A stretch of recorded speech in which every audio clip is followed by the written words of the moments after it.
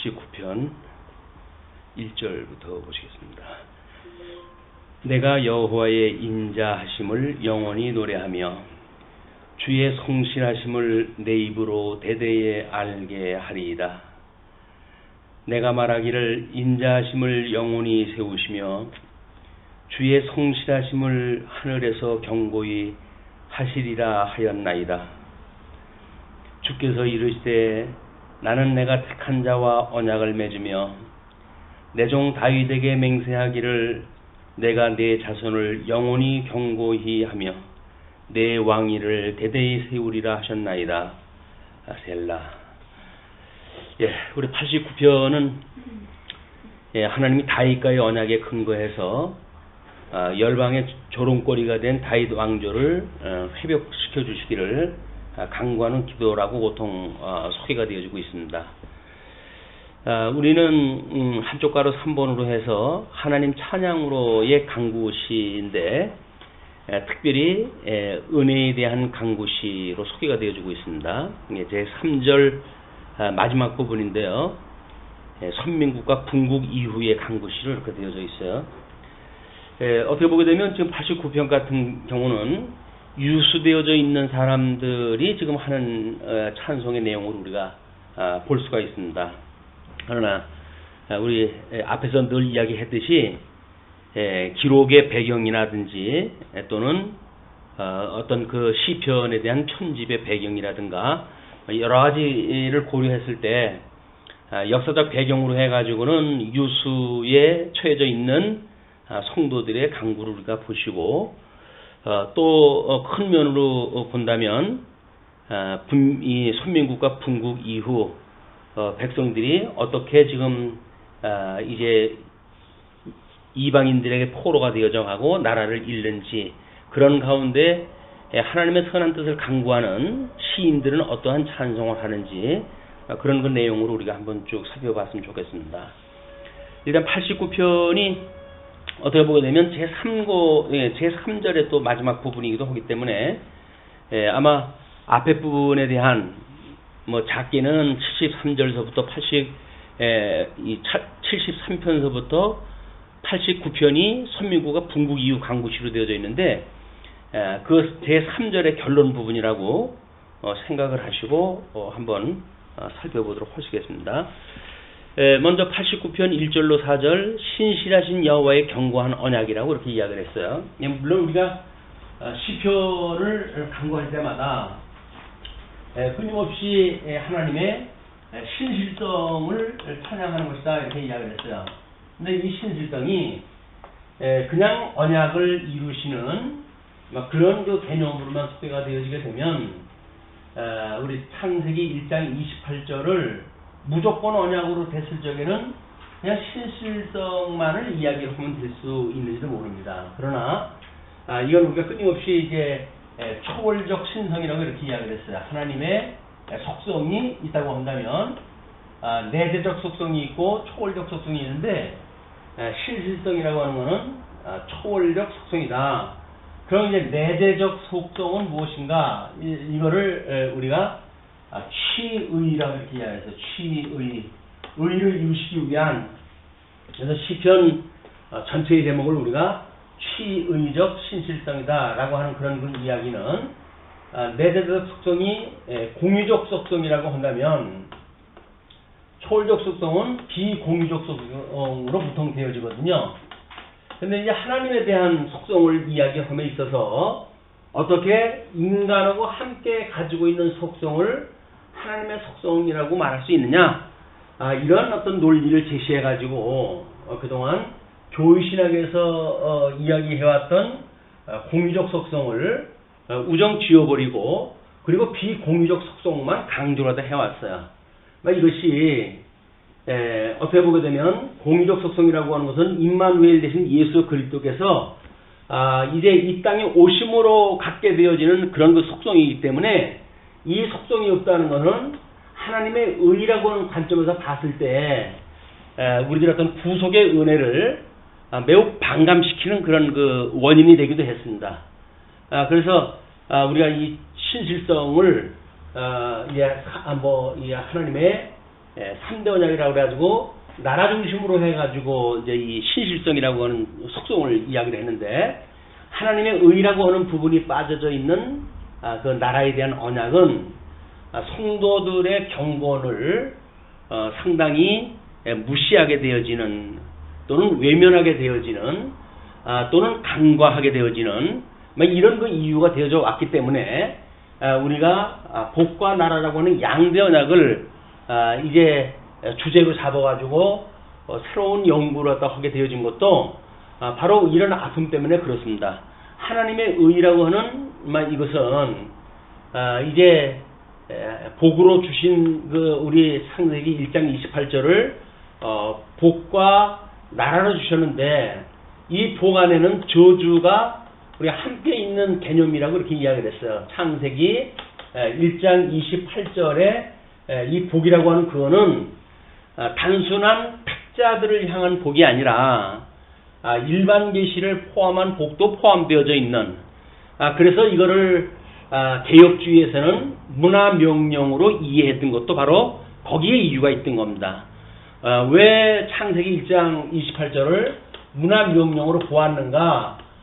이 문화명령으로 이해했던 사람들은 나름대로 하나님이 했던 언약은 맞는데, 택한 백성도 불택한 백성들도 다 이게 영향이 있는 언약이었단 말이에요.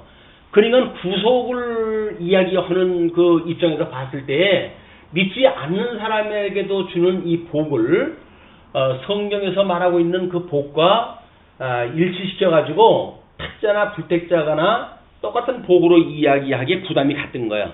그러니까 이제 그걸 문화명령으로 이해했다 하고, 이제 그 선과 악을 알게 하는 과일나무 열매를 따먹지 말라고 했던 하나님의 그 명령을 행위 언약으로 놓았던 겁니다. 그래서 행위 언약이 앞서게 되어진 것, 이 행위 언약 뒤에 우리 소위 3장 15절, 창세기 3장 15절을 원시복음이라고 이렇게 이야기를 하는데, 은혜복음이에요, 은혜.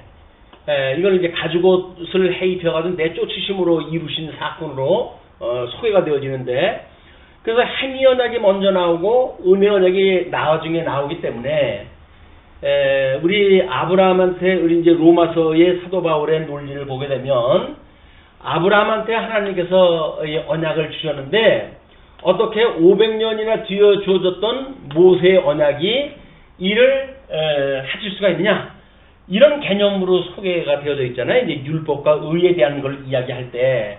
그러니까 우정 이 아브라함에게 주어졌던 거를 은혜 언약으로 이야기를 하고, 모세에게 주어졌던 것을 행위 언약으로 말한다고 한다면 아마 3대 언약에서 이야기하는 논리가 맞아요. 나라를 먼저 하나님께서 언약을 갖다 했고, 그 언약을 이제 행위 언약을 인하여서 이들이 그걸 상실하게 되어졌다, 이런 어떤 논리를 전개해가는 데는 그게 타당성이 있는 것 같이 좀 보입니다. 그러나 그거는 어떻게 보게 되면 그동안 구속사를 중심으로 성경 강해를 연구하고 또 그걸로 인해서 복음이 진전적 발전했다 해왔는데, 이 원리를 무시하게 되어진 이야기입니다. 그래서 창세기 1장 28절을 이거를 이제 무조건 언약으로 이렇게 이야기를 했던 거야. 이거를 무조건 언약으로 했다. 근데 거기에 문제가 뭐냐면, 창세기 1장 28절을 만약에 무조건적인 언약으로 본다면 그러면 불택한 백성이 없어야 되는 거예요. 여기서 어떤 상실했던 사람, 모든 사람들이 회복이 이루어야지, 어떤 사람은 유기한 가운데 내어버려 두면 안 됩니다. 무조건 언약이니까. 그래서 이 3대 언약에서 창세기 1장 28절을 무조건 언약으로 보고, 그리고 그 뒤에 행위 언약을 놓고, 그래서 과거에 구속사에서 설명했던 어떤 논리적 미숙, 그거를 마치 이제 보충한 것처럼 이야기를 하는데 그렇지는 않아요. 우리가 교회사를 통해 아주 끊임없이 어떤 신학의 진전적 발전을 보게 되면 미숙이라고 하는 것은 미숙이지 그것이 틀린 것이 아니에요. 우리는 미숙에서 점점 진전적 발전을 향해 가지고 하나님께서 마주보는 것 같이 하나님을 알게 하시기 위한 섭리라도 해가시지, 거의 2000년 동안 교회사를 통해서 하나님의 복음이 증거되어져 왔는데 어느 날 그걸 뒤집는 논리가 나와가지고 2000년 동안 배웠던 것이 다 숲으로 돌아가는 그런 그 개념은 없어요. 그것이 마치 우리가 이제 이 개혁이라고 하는 이런 그 문제를 신학적 개혁이라고 이렇게 이야기를 하는데 이 개혁이라고 하는 거는 원래의 복음으로 다시 돌아간다는 이야기입니다. 그러니까 원래의 복음으로 다시 돌아가야지 현재까지 다 무시해버려 놓고 새로운 논리를 제시한다고 되어지는 문제가 아니란 말이에요.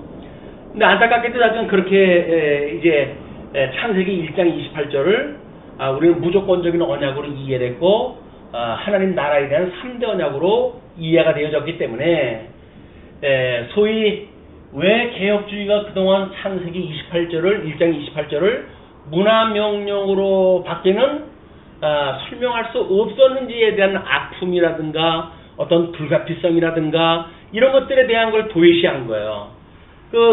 일단 창세기 1장 28절에서 무조건적인 언약이라고 하는 하나님 나라에 대한 3대 언약이라고 하는 논리를 갖다 빼내는데 급급해가지고 과거의 신학을 너무 어떻게 보게 되면 단절을 시켰다.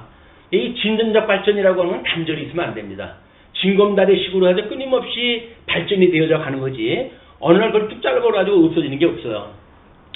재미나게도 우리가 이제 중세 때에 아키나스라고 하는 이제 신학자가 등장했다 하는데 이가 신학을 표방한 것도 사실은 초대교회에 있었던 어거스틴이라고 하는 이분의 신학 위에다가 이걸 지었다고 이야기를 하는 거예요. 그걸 소위 말해서 전통이라고 이렇게 이야기한다. 전통. 왜냐면 초대교회의 어거스틴이라고 하는 신학자는 모든 신학을 총망라했던 그래서 모든 그 믿음의 사람들이 신학적으로 통일된 신학이라고 하는 그거를 동의하는 데로부터 시작이 되어졌기 때문에 중세에 와가지고 아퀴나스도 어거스틴이라고 하는 신학을 도외시하거나 무시하거나 그렇게 해가지고 이 아퀴나스 신학을 구축을 해간 게 아니에요. 이 아퀴나스의 신학의 근거는 어거스틴에 기반한다 이렇게 이야기가 되어지고 있거든요. 그런데 근대에 들어와가지고 종교 개혁이 일어나지 않습니까? 이 종교 개혁자들도 마찬가지로 아퀴나스의 신학을 계승한다라고 하는 그거는 부정을 갖다 해요. 그러나 이들이 이 개혁이라고 하는 이름으로 어떤 신학적 입장을 달리한 것은 아퀴나스가 어거스틴의 신학을 오해했기 때문에 이런 신학이 나왔다. 그러므로 이 종교 개혁자들의 신학적 근거는 어거스틴에게 다시 돌아가게 됩니다. 이건 아이러니하죠? 우리가 그 중세의 어떤 어둠의 시대라고 이야기를 하기도 하는 중세의 신학도 어거스틴에 기반했다 하고 그리고 종교 개혁자들도 어거스틴 신학에 기반했다 한단 말이에요. 이렇게 무엇인가 전통이라고 하는 것이 왜곡되어지게 되면 다른 전통으로 돌아가고자 하는 것이 개혁이기 때문에 개혁을 한다고 했을 때에는 모든 신학과 단절되어지는 것은 이건 신학의 개혁이 아니에요. 그건 그냥 말 그대로 뭐 혁명이거나 뭐 이렇게 되어지는 겁니다. 이런 그 개념이 교회에서 2000년 동안의 모든 전통을 마치 아무것도 아닌 것처럼 이제 생각을 하게도 되어지고 그리고 그동안 가치롭다고 여겨졌던 뭐 계명이라든가 또는 사도신경이라든가 또는 때로는 뭐 주기도라든가 이런 것들을 우리가 간과하게 지나가는 게 간과하고 지나가게 되어진다. 그래서 우리는 교회신학을 이제 뭐 주경신학과 또 역사적 신학과 교의적 신학과 그 다음에 실천신학이라고 하는 네 가지 신학을 통섭했다고 하는 그런 관점에서 봤을 때 우리 창세기 1장 28절을 3대 언약으로 본 거의 한계를 우리가 이제 보게 되어진 겁니다. 그렇기 때문에 창세기 1장 28절은 어떤 무조건 언약으로 보면 안 되고 택자든 불택자든 상관없는 모든 인류의 조상인 아담에게 주어졌던 거기 때문에 그 아담에게 최초로 주어졌던 것은 택자와 불택자가 동시에 다 있는 거다. 그것이 이제 열조의 언약을 놓고 봤을 때에는 야곱과 에서가 타중의 뜻에서 나뉘어지게 되잖아요. 그것이 하나님의 예정을 이루어 가시는 섭리이기 때문에 막 그런 어떤 교의적 배려가 없는 이런 단순 논리를 꾀해야 하는 것은 오히려 미숙한 우리가 이제 출발이라고 보여집니다. 그래서 과거에 우리가 신학의 어떤 그 미숙함이라든가 아직 드러나지 않은 부분이 있다고 한다면 어떻게 거기에 그 원리를 더욱 우리가 받아들여서 새로운 신학의 체계로 굳게 만들어 가는가, 전승되어져 가는 그런 신학 위에 어떻게 기반해서 더 완고한 성을 쌓아가는가, 신학을 세워가는가 라고 하는 것이 후대의 신학자들의 도리입니다. 이게 그게 미치게 되면 우리는 꼭 졸부근성을 일으킬 수밖에 없는 거야. 이 졸부라고 하는 것이 결국은 자기 조상대에 대한 어떤 그런 공덕이고 뭐고 다 무시하는 거 아닙니까? 자기 아버지가 외정시대 때 전에 노예로 살았다고 그런다면 노예 살았다고 하는 그 부모님으로부터 말미암아 가지고 현대에 자기가 있는 거거든요. 근데 그거를 부끄러운 역사라고 해서 다 지워버린다고 한다면 그거는 참다운 자기의 정체성이 아니죠. 이런 그 문제가 그 뿌리를 찾아 들어가는 그런 일에 있어서 매우 중요한 원리다라는 맥락으로 봤을 때 아마 우리 이제 그 제3절의 마지막 부분인 89편에 대한 이야기의 대전제를 이런 통섭적인 대전제 아래 놓고 우리가 이걸 끌어나가야 결론다운 결론에 이제 도달하게 되어질 겁니다. 자, 그러면 그 1절부터 4절까지 신실하신 여호와의 견고한 언약을 그러는데 신실하신 여호와. 이 신실하신 여호와의 견고한 언약이라고 하는 건 뭐예요? 이거를 상실했기 때문에 이제 우리가 창세기 1장 28절에 주었던 이 언약을 상실했으나 상실했음에도 불구하고 그리고 공고한 언약이라고 하는 그 이야기는 하나님께서 은혜 언약으로 해가지고 이거를 회복시켜준다고 했을 때 그 의미가 담겨져 있는 거야. 우리가 89편의 1절은 이미 통섭 성경 개론이 지향하고 있는 모든 언약에 대한 방향을 이야기한다고 보여줘도 틀린 바가 없습니다. 내가 여호와의 인자심을 영원히 노래하며 그 인자심이라고 하는 그 이야기는 이 은혜예요. 은혜. 이 은혜를 영원히 노래하며 그리고 주의 성실하심을 내 입으로 대대히 알게 하리라. 성실하심. 근데 재미난 거는 이 어떤 은혜 언약을 앞서가지고 이거를 영원히 노래했다 하는데 이걸에 의해 가지고 아마 신실하심을 노래한다고 하는 걸로 보아서는 우리가 예수 그리스도로 말미암아 거듭나고 중생되어졌을 때 비로소 하나님의 놀라운 양대 언약을 펼쳤던 하나님의 그 크심을 보게 되어진다. 양면성을 다 보게 되어진다. 그냥 은혜를 먼저 이야기하는 것도 교의적으로 그런 맥락으로 이해하는 것이 필요하다. 왜 은혜의 그런 영원한 그 영원히 찬성을 갖다 하고 그리고 신실성을 노래하는 걸로 이야기가 되어졌을까? 이야기는 하나님의 은혜로 말미암아 회복되지 아니하면 하나님의 신실하심을 볼 수 없기 때문에 그런 거다. 이렇게 의미를 우리가 부여하면 좋을 것 같습니다. 그래서 여호와의 인자심을 영원히 노래하며 주의 성실하심을 내 입으로 대대히 알게 하리이다. 내가 말하기를 인자하심을 영원히 세우시며 주의 성실하심을 하늘에서 경고히 하시리라 하였나이다. 이건 양대 언약뿐만 아니라 모든 제 언약이에요. 이건 이 양대 언약 1장 28절에 양대 언약 그 다음에 선악을 알게 하는 가해나무 열매를 따먹지 말라고 하는 행위 언약 그리고 그를 다시 회복해 주시겠다고 하는 은혜 언약 요 세 개를 다 이야기하는 것으로 우리가 이제 보아야 될 것 같아요. 왜냐하면 하늘에 이제 그 인자심을 영원히 세우신다 그런 그 이야기도 은혜 언약으로 말미암은 것인데 이걸 영원히 세우신다고 하는 그런 그 이야기는 주의 성실하심을 하늘에서 경고히 하시리라 하였다. 하나님의 그 신실하시다는 이야기는 이 양대 언약으로 세워졌던 복과 은혜가 모두 포함되어져 있는 이거를 신실히 이루어 가신 일이란 말이에요. 그래서 우리 주기도에서도 보게 되면 하늘에 계신 우리 아버지의 뜻을 하늘에서 이루어지게 하시고 이거를 하늘에서 이루어진 것처럼 이 땅에서도 이루어지게 해주세요. 라고 이제 기도를 갖다 하는 이야기는 정말 천상계에서 했던 그런 그 언약 이미 다 이루어진 거예요. 그럼 천상계가 하늘에서 이루어질 때 이미 빛과 어둠을 나누시잖아요. 천상에서 이 빛과 어둠을 나누시잖아요. 그 이야기는 양대 언약이 무조건 언약이라고 하는 하나에 국한되어진 논리로 전개되어질 수 없다고 하는 또 하나의 반증입니다. 왜? 하늘에서 이루어진 것처럼 이 땅에서 이루어져야 되니까 이 땅에서 이루어지는 것이 무조건 언약의 기반을 갖다 해가지고 이루어진다고 한다면 그러면 빛과 어둠을 나누는 천상계의 모든 계시를 설명하는 것이 지금 생략되어 버릴 수밖에 없단 말이에요. 우리는 빛과 어둠이 나눠지고 아랫물과 윗물로 해가지고 하나님께서 나누시고 물과 무추로 나누시고 라고 하는 천상계의 3일째까지 하나님의 역사를 갖다 우리 이해하고 있기 때문에 이렇게 나누는 역사가 하나님의 이름을 거룩하게 하시는 일입니다. 이 거룩하게 구분하다 그 이야기 안 했어요?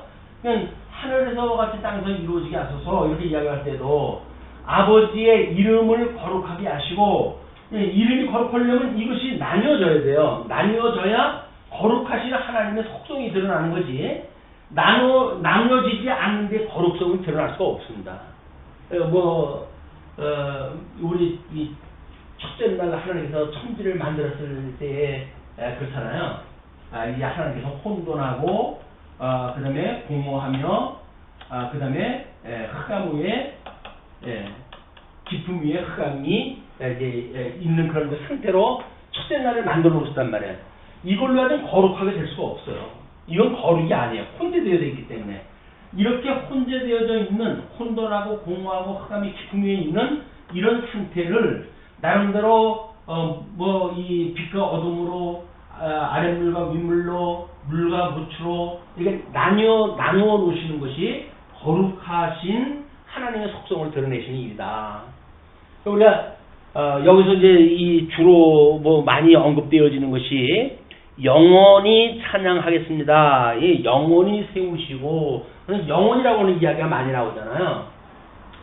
이 영원이라고 하는 그 이야기는 하나님의 형상을 따라서 하나님께서 당신을 계시하시는 역사일 거란 말이에요. 그럼 이 하나님의 형상에 대한 것이 우리는 이제 그거를 하나님의 뜻이 어떻게 이루어졌는가라고 하는 것을 교회신학에서는 이걸 내재되어져 있는 하나님의 뜻이 외향으로 해서 드러나는 것, 이것이 하나님의 뜻대로 이루어지는 거라고 이제 교회신학에서는 이야기를 하잖아요. 이건 하나님의 이렇게 형상, 내재되어져 있는 형상이 바깥으로 드러나는 것, 그걸 영광의 광채, 하나님의 이러한 거룩하게 드러나신 모든 것들을 우리가 영광이라고 이야기를 하는 겁니다. 영광. 이 드러나는 것. 하나님의 찬란한 그런 그 빛이 드러나는 것. 그렇기 때문에 이렇게 혼돈하고 공허하고 흑암 위에 깊은 흑암 위에 있고 라고 하는 상태로 있다고 한다면 이것이 외향으로 드러나는 상태가 아닌 거야. 요것이 드러나는 상태가 이 빛과 어둠으로 나눠지고 아랫물과 윗물로 나눠지고 물과 무추로 나눠지는 이런 거룩으로 드러나게 되어지는 거다. 하나님의 이름이 거룩히 여김을 받으시고 하나님의 나라가 오게 하시고 그러잖아요.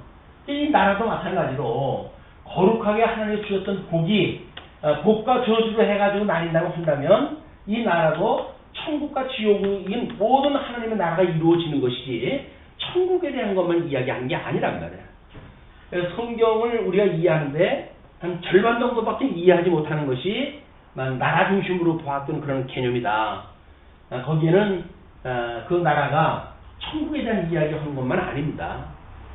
우리 모형적인 언약으로 봤을 때 아브라함에게 열국의 아비가 되어진다고 그러잖아요. 그럼 왜 아브라함한테는 열국의 아비가 되어진다고 그랬을까요? 그리고 왜 그에게 이스마엘과 이삭이라고 하는 두 아들을 주었을까요? 이것이 이걸 보여주는 아주 단편적인 그런 그 이해 아닙니까? 이거는 복 있는 자와 저주받은 자, 또 하나는 하나님 나라를 이루어갈 자와 또 하나님 나라를 공격하고 할 그런 이스마엘이 할 어떤 지향하고 있는 그 나라를 이야기하고 있단 말이에요. 그래서 이걸 우리가 통체적으로 이해하는 것이 성경을 이해하는데 너무 자연스러운 거예요, 이게. 너무 자연스러워요. 근데 과거에는 나라 중심으로만 이야기를 한다면 그냥 지리방향만 설명하면 되잖아요. 그냥 이야기가 아주 심플해요. 쉬워요. 근데 우리는 복까지 이야기를 하다가 보니까 위에 것도 이야기해야 되고 아래 것도 이야기를 해야 되고 또 여기서 상실했던 거 이야기해야 되고 회복되어졌던 거 이야기해야 되고 이것이 공시적으로 봐야 될 그런 그 사건이 많기 때문에 어떻게 보게 되면 설명 방식은 어려울 수도 있어요. 근데 어렵다고 해가지고 쉬운 방법이라고 해서 지리방향으로만 설명할 수가 있는 게 아니잖아요. 이걸 우리가 통시적이라고 이렇게 통시적 개념으로만 설명하게 되어지는 것은 성경을 온전히 보는 방식이 아니다. 그래서 우리가 어떻게 공시적인 입장으로 해서 성경을 이해함으로 해서 하나님의 이 놀라운 영광을 우리가 보게 되어져서 우리 교회 이상이 뭡니까? 계시의 영광을 배우고 익히는 교회, 나라의 영광을, 기업의 영광을 배우고 익히는 교회, 의의 영광을 배우고 익힌 교회. 이거란 말이에요. 이렇게 드러나는 이런 모든 것들, 이걸 갖다 우리가 배우고 익히는 것이 우리 말씀운동 서원교회 이상인 거예요.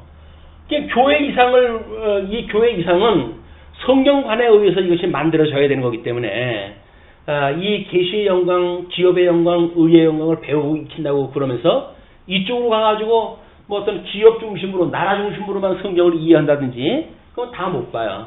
또 하나님이 이미 거룩하게 하려고 한다면 빛과 어둠을 나누시고 하는 총체적인 걸 우리가 봐야 되는데 그냥 어떤 이 계시라고 하는 걸 절반만 본다고 한다면 계시의 영광을 절반밖에 못 보는 거야. 그러니까 때로는 뭐 잘 되는 것이 무조건 좋은 거고 세상 사람들이 보는 것처럼 같은 관점에서 성도의 삶이 어떤 아픔이 있다든지 하게 되면 그게 비극적인 거나 부정적으로 본다든가 이런 건 계시의 영광을 제대로 보는 게 아니란 말이야. 우리가 계시의 영광을 제대로 본다고 한다면 빛도 어두움도 일반으로 여길 수 있는 이런 폭넓은 우리의 이 어떤 성경관을 갖게 되어지고 또 세계관을 갖게 되어짐으로 해서 우리는 모든 것들을 아우를 수 있는, 그래서 사망이 생명에 상침바 되어진다고 하는 막 이런 복음의 원리를 우리가 알게 됐고 그걸 가지고 우리가 이 신앙생활을 하게 되어진다. 매우 중요한 그런 그 이치입니다. 자, 그러면서 이제 3절에 주께서 이르시되 나는 내가 택한 자와 언약을 맺으며 내 종 다윗에게 맹세하기를, 택한 자와 언약을 맺었다는 이야기는 이미 부분적인 거예요. 이제 여기서는 왜 다윗도 나라를 세울 때 사무엘에 의해 가지고 사울이 먼저 왕이 되어지고 다음에 다윗이 왕위에 이제 그 기름을 부음을 받게 되지 않습니까? 근데 여기서 지금 내가 택한 자와 언약을 맺으며라고 하는 거를 본질적으로 창세기 1장 28절처럼 그 언약을 갖다 대어지게 되면 그럼 그 나라는 망하면 안 되는 거예요, 이게.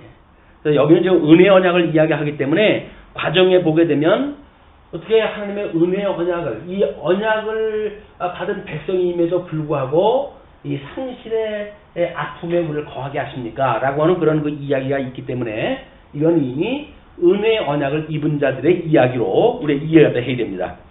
그래서 내가 택한 자와 언약을 맺으며 내 종 다윗에게 맹세하기를, 그래서 그 택한 자라고 하는 건 이미 다윗이에요.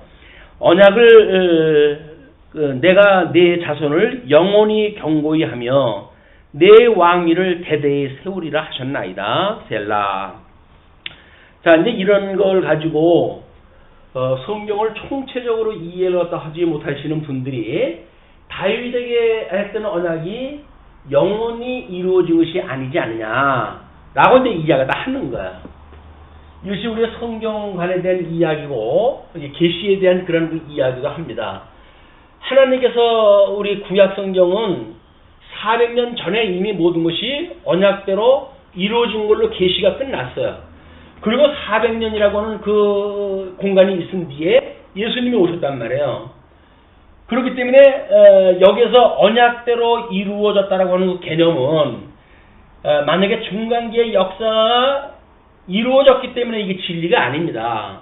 이것이 진리이기 때문에 중간기 400년 동안 여기서 언약한 것이 이루어진 거예요. 우리 다니엘서 배경을 주 165년에 회복되어진 걸로 놓고 보잖아요. 그것도 마찬가지입니다. 이것이 그때 이루어졌기 때문에 성경이 진리가 아닌 거야. 성경은 논리대로 언약대로 성취되어졌다고 한다면 그건 이미 진리가 확보되어진 거예요. 언약대로 이루어졌단 말이야. 근데 왜 이게 언약대로 뭐가 이루어졌냐? 아직 이루어지지 않지 않았느냐? 라고 하는 거는 역사적인 상황이 이루어지지 않은 거지. 성경의 계시로서는 언약대로 성취되어졌기 때문에 완전히 이루어진 거예요. 이렇게 이루어졌기 때문에 이걸 믿는 사람들이 믿음으로 사는 것이 성경 계시가 끝났을 때 사는 사람들의 믿음이라면 믿음. 왜 의인은 믿음으로 사는가? 하나님의 언약이 이렇게 되어졌으니까. 물론 수많은 사람들이 좌절하고 하나님을 포기하고 떠나는 사람들이 있죠. 그러나 예수님 오실 적에만 하더라도 그 예수님의 출현을 기다리고 있는 성전에서의 그런 선지자들이라든지 이런 사람들이 소개가 되잖아요. 예수님 올 때까지 하나님께 놔두질 않는 거예요. 그리고 그가 예수님을 만났을 때 비로소 이제 나를 놓아주시는도다 해가지고 자기 육신으로의 이 세상 하직에 대한 거를 기쁨으로 받아들이지 않습니까? 이런 상태가 신약교회도 마찬가지다 그 이야기예요. 이제 언약대로 이루어졌어요. 이제 성경 특별계시는 끝이 났어요. AD 95년경에 요한계시록 가지고 완전히 끝이 났어요. 그리고 지금 거의 한 2000년 세월을 성경이 끝이 난 세월에 살아가고 있단 말이야. 그럼 이 시대에 이것이 뭔가 이루어지기 때문에 성경이 진리인가? 이것이 아니란 말이야. 성경, 신약성경 그 논리대로 언약대로 이루어진 거예요. 이게 성경대로 이루어진 거예요.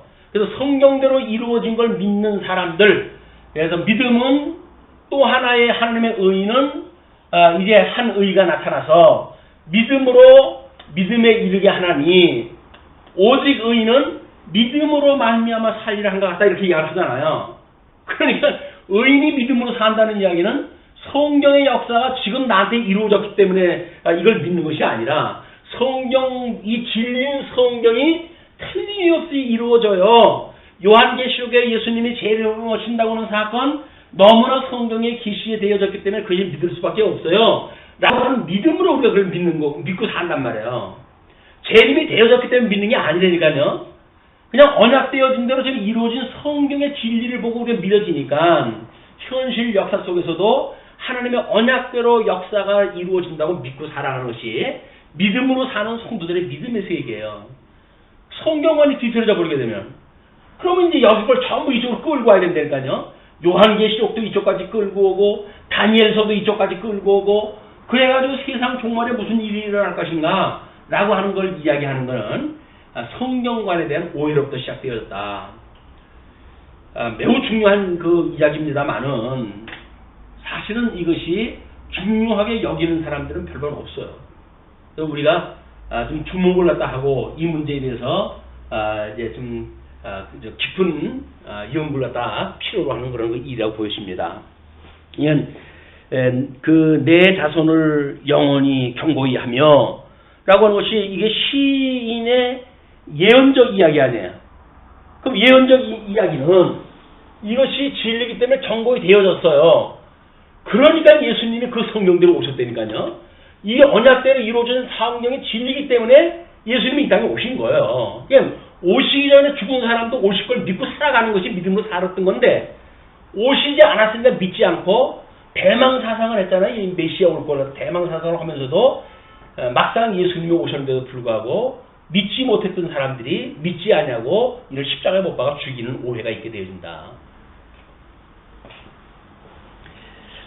자, 그래서 4절까지는 이미 이제 물론 언약되어진 거고 언약대로 이루어진 사건입니다. 예수님을 통해서. 그래서 예수님이 너희가 성경에서 영생을 얻는 줄 알고 상고하거니와 이것이 곧 나에 대하여 증거한 것이다 라고 했던 그런 그 이야기는 예수님이 구약성경 끝나고 400년이나 지나가지고 이 땅에 오셨다 할지라도 구약성경이 이분에 대한 이야기란 말이에요. 이분에 대한 이야기. 그 중간기에 뭐가 이루어졌느냐 안 이루어졌느냐라는 사실은 성경이 진리냐 아니냐를 구분하는데 아무런 영향을 미칠 수가 없어요. 성경은 성경 자체에, 그걸 우리가 자증의 원리라고 얘기해요. 자증의 원리. 성경 자체의 증거를 통해 가지고 진리성이 확보되어져야지 어떤 그 이후에 역사적인 사실을 가지고 진리성이 확보되어진다고 한다면 우리는 성경 자증의 원리를 믿는 것이 아니라 일반적 그 뭐 역사를 통섭한 이런 문화를 보고 우리 이야기 그걸 이루어졌다고 이렇게 이해하는 거나 똑같은 개념입니다. 다음에 이제 5절로 14절 보시게 되면 하나님의 영광과 완전하심에 대한 거를 이렇게 노래를 갖다 합니다. 여호와여 주의 기이한 일을 하늘이 찬양할 것이요 주의 성실도 거룩한 자들의 모임 가운데서 찬양하리이다. 기이한 일들, 하나님께서 이 놀라운 언약대로 이루어가시는 이런 놀라운 비밀들의 이야기들, 이거를 하늘이 찬양할 것이래요. 하늘. 그리고 주의 성실도, 이렇게 언약대로 이루어가시는 하나님의 성실도 누가 거룩한 자들의 모임 가운데서 찬양하리이다. 그러니까 거룩한 자들의 그 부름, 회복에 참여한 자들이 하나님의 놀라운 이런 그 비밀을 깨닫고 찬양하게 되어지는 거예요. 물론 뭐 부족한 백성들이 깨닫는다고 하는 그런 그 이야기는 하나님의 공의를 갖다 믿고 두려움을 떨고 그러면서 하나님을 찬양하는 거지, 택자가 찬양하는 개념은 달라요. 부택자들이 하는 개념은. 그렇기 때문에 지금 여기에서 주의 기이한 일을 하늘이 찬양할 것이요 주의 성실도 거룩한 자들의 모임 가운데서 찬양하리이다. 여기 우리 시가서의 주제를 놓고 본다고 한다면 뭐예요 이게? 시의라고 하는 은혜를 입은 사람들, 의를 이루시는 그것에 참여되어진 사람들, 의의 영광을 인하여서 하나님을 아버지라고 부르는 자들이 하나님의 신선성을 찬송하는 그런 그 내용이란 말이에요. 그리고 하나님은 거룩한 자의 모임 가운데서 매우 무서워할 이시오며 불러있는 모든 자 위에 더욱 두려워할 이시니이다. 그래서 하나님은 이 이제 형상이 우리 요한계시록에 보여진 거 보면 하나님 보좌 위에 계시고 거기에 24장로들 뭐 네 생물들 그리고 뭐 많은 무리들과 천군 천사들이 모여가지고 하나님을 찬송하는 걸로 보여주고 있잖아요. 그럼 요한계시록은 지금 천상계의 이야기를 갖다 보여준 거란 말이에요. 이 땅에서 이루어진다는 이야기는 뭡니까? 여전히 이것이 이 땅까지 확보가 되어지는 거예요. 영광의 계시가 점점 확장되어지는 개념이기 때문에 우리가 성전을 이야기할 적에도 법궤를 이제 지성소 안에 두게 되어지는데 지성소 안에 법궤가 있고 법궤 안에 하나님의 이름을 두시는 이제 십계명 돌판이 있게 되어지고 성소, 그 다음에 안뜰, 그 다음에 바깥뜰, 이렇게 점점 그 성전을 중심으로 확장되어져 가지고 이방인의 뜰이라고 이렇게 이야기하죠. 이방인의 뜰. 그러니까 하나님의 영광은 어떤 중심이 있고 하나님의 형상이라는 중심이 있고 그걸로 인해 가지고 점점 영광의 계시가 확장되어져 있는 개념이에요.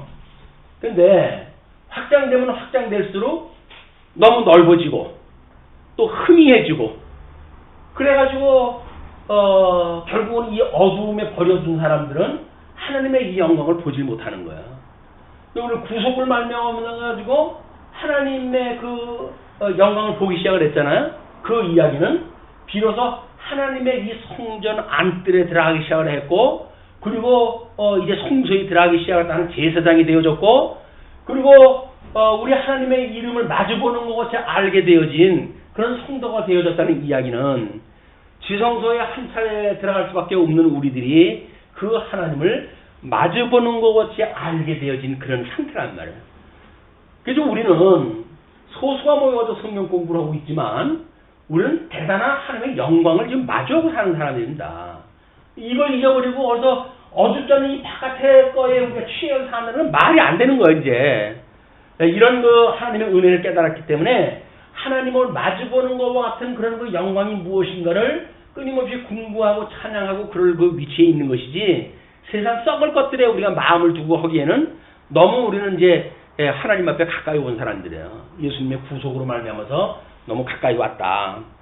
보시게 돼야 우리가 지금 현재 위치가 뭐고 종교 개혁자들은 왜 우리를 만제사장이라고 이렇게 이야기를 했는지 그런 개념이 이제 실질적인 우리 삶으로 이거 와닿잖아요. 우리 제사장이라고 하는 그런 그 이야기는 하나님과의 제사장이에요. 하나님과 원수되어졌던 사람과 화목하게 하는 사람들이란 말이에요. 그리고 여호와 만군의 하나님이여 주와 같이 능력이 있는 이가 누구리까? 능력이 있느니 어떻게 이렇게 만사를 언약대로 이루어가시는 그런 엘로힘 뭐 하나님이십니까? 그런 그 이야기죠. 여호와여 주의 성실하심이 주를 둘러나이다. 하나님이 이런 만사를 지어놓고 그리고 언약을 하시고 언약을 이루어가시는 그 섭리를 통해 가지고 그 하나님의 주의 성실하심이 주를 둘러나이다. 그 성실하심이 영광의 한 측면이에요. 하나님의 그 영광 가운데에 성실이라고 했던 하나님의 그 신실하신 언약을 하시게 되면 그 언약을 변경치 않고 이루어가시는 그 하나님의 영광을 우리가 보는 것, 이것을 이제 이야기를 하는 거죠. 그것이 주를 둘렀습니다. 주께서 바다의 파도를 다스리시며 그 파도가 일어날 때 잔잔하게 하시나이다. 이게 빛과 어둠을 동시에 섭리하시는 그런 그 모습이에요. 파도를 다스리시기 때문에 파도가 일어날 때에는 잔잔하게 하시는 것도 하나님이시라는 이야기죠. 이거는 이스라엘 백성들한테 있었던 끊임없는 흥망성쇠의 그들의 역사였어요. 이럴 때에도 여전히 하나님이 함께 하신다고 하는 것을 지금 고백을 하는 거죠. 주께서 라합을 죽임당한 자들이 자같이 깨뜨리시고, 그러니까 라합이라고 하는 건 우리가 애굽의 권세라고 이렇게 이야기했다 했어요. 그 애굽의 권세, 하나님께서 애굽의 종로로 타던 백성들을 불러 일으키신, 출애굽을 갖다 하게 하신 그런 그 개념으로부터 시작이 되어지는 겁니다. 그러니까 죽음당한 자같이 깨뜨리시고 주의 원수를 주의 능력의 팔로 흩으셨나이다. 이게 우리 하나님이 하시는 일이니까요. 언약 백성들, 이미 그리스도 안에서 선택하기로 예정되어진 사람들은 어느 지옥에 있다고 하더라도 그를 불러내시기로 작정되어져 있고, 그들을 불러내시는 그의 어떤 섭리에 있어서 신실성이 둘러싸고 있단 말이에요. 이루어질 수밖에 없는 거예요. 우리가 그런 하나님을 믿고 살고 믿음으로 산다고 한다면, 우리가 지금 믿음으로 사는 우리의 삶의 형식이 과연 어떠한가? 그런 하나님을 믿고 사는가? 그런 하나님을 예수 그리스도를 말미암아 살고 있기 때문에 정말 우리가 심령의 평강을 누리고 사는가? 하나님의 이 은혜 가운데 평강을 누리고 사는가에 대한 문제란 말이에요. 대적이 우리를 에워싼다 할지라도 심령의 평강을 누리고 있는가? 라고 하는 문제는 이런 성경을 통해서 계시되어진 하나님을 우리가 마주보는 것이 보니까 하는 걸, 보니까 믿는 거 아니에요? 이게 우리가 보는 거니까 믿는 거죠. 우리는 이걸 보고 믿는 거다. 성경에 계시되어진 그 하나님을 우리의 눈을 열어가지고 그걸 보게 하셔요. 그리고 이걸 성경의 계시를 그냥 안다라고 하는 어떤 그런 이 알매 문제가 어떤 지성적인 작업에 끝나지는 않고, 이걸 실질적으로 우리가 보고 그리고 깨달아서 알고 믿게 되어지는 전 인격적 이 견인 작업이 우리가 들어서고 있는 거다. 그의 주의 원수를 주의 능력의 팔로 흩으셨나이다. 하늘이 주의 것이요 땅도 주의 것이라 세계와 그 중에 충만한 것을 주께서 건설하셨나이다. 주님의 몸된 교회를 세우신 이유가 뭡니까? 결국은 그거예요. 그 세상 권세들에 의해 가지고 기죽지 않고, 그리고 불름을 받은 사람들이 세상 사람들이 보고 놀라는 거야. 아니, 저 어린 양 권세를 믿는 저들은 힘도 없고 능도 없는데 어떻게 저렇게 담대한 삶을 살아갈 수 있느냐? 라고 하는 걸 온 세상에 증거가 또 한번 살아가는 일이란 말이에요. 형편돼가지고 사는 거야. 누구든지 다 그러고 살지요. 근데 우리가 믿음으로 산다는 이야기는 보이지 않는 세계를 봄으로 해가지고 이걸 보는 세계이기 때문에 세상에 있는 조건은 전혀 다른 개념이에요, 이게. 이런 거 하나님으로 믿고 산다고 하는 우리 그 믿음의 세계가 어떠한지 그런 그 면을 오늘 다시 한번 우리가 보게 되어집니다. 그리고 남북을 주께서 창조하셨으니 이제 남과 북, 다볼과 헤르몬이 주의 이름으로 말미암아 즐거워하나이다. 이 다볼과 헤르몬이라고 하는 것은 그 요단강 그 서편 쪽에 있는 다볼, 그리고 동편 쪽에 있는 헤르몬, 얼마 떨어지지 않는 그 동서로 나눠져 있는 건데, 그러니까는 남북도 하나님이 창조를 했고 동북의 높고 낮은 산도 하나님께서 만드셨다고 하는 그런 그 이야기예요. 주의 이름으로 말미암아 즐거워하나이다. 방향과 또는 높낮이와 어떤 그런 거와 상관없이 하나님의 영광을 그들이 즐거워한단 말이에요. 즐거워하는 거예요.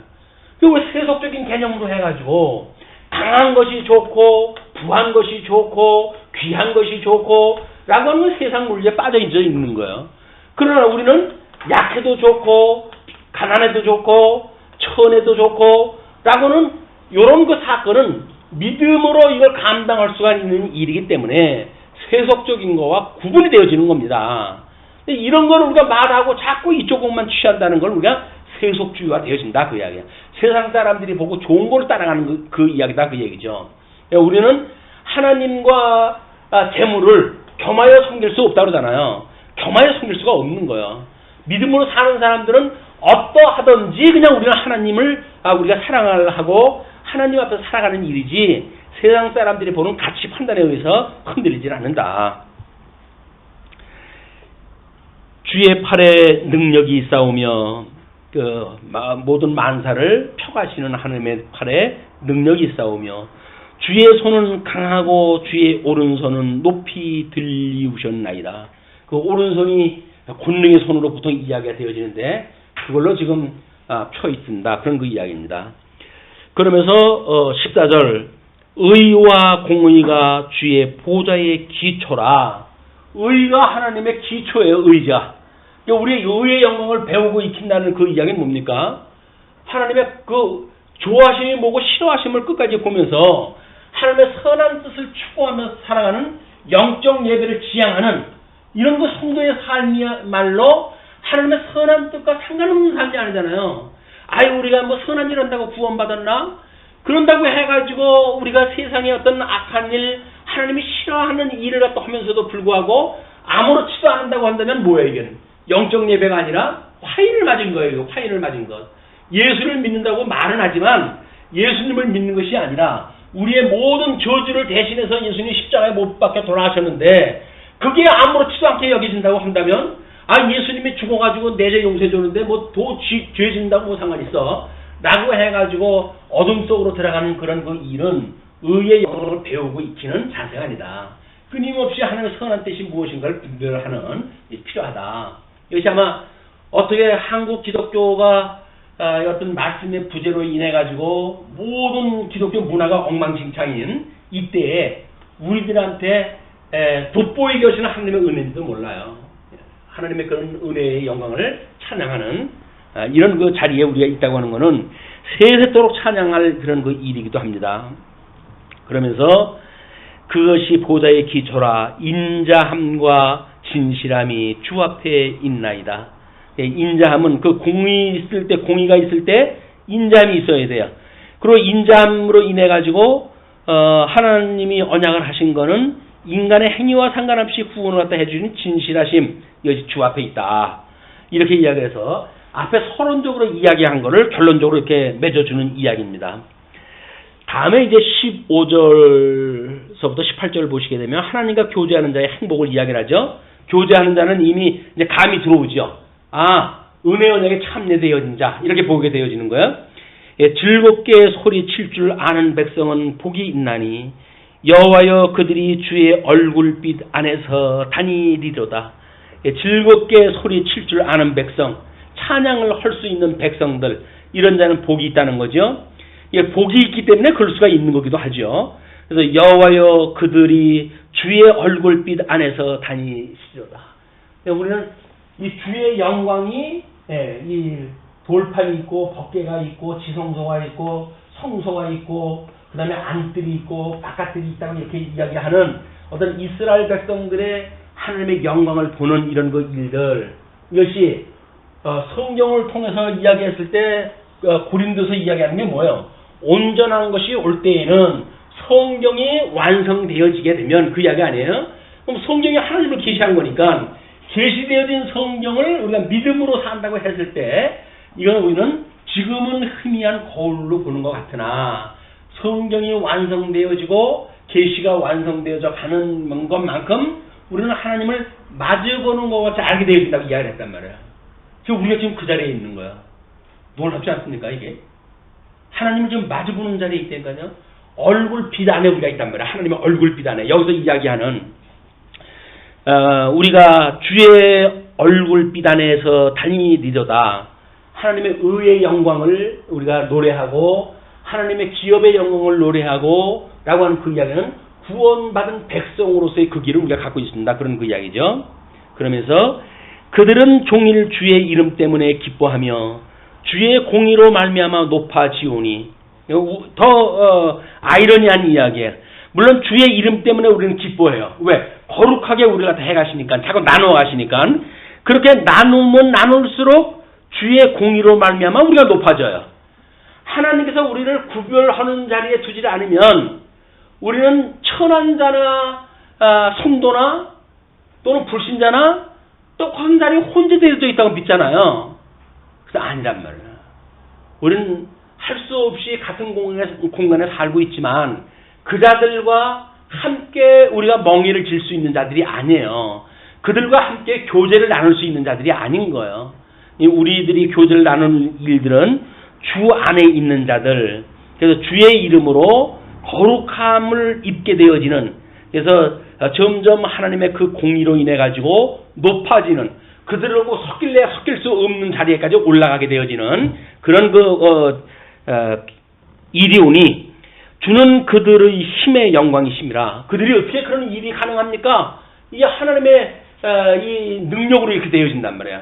하나님의 만성 언약대로 이루어가신 그 능력대로 그 힘의 영광, 하나님의 그런 힘으로 성도들로 하여금 의의 그런 그 빛이, 의가 하나님의 의의 열매로 발현되어지는 이런 대로 우리 섭리가 해가신단 말이에요.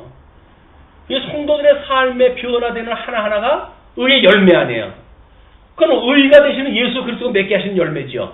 의는 뭡니까? 하나님이 기뻐하시는 뜻을 실현하시러 오신 분이에요.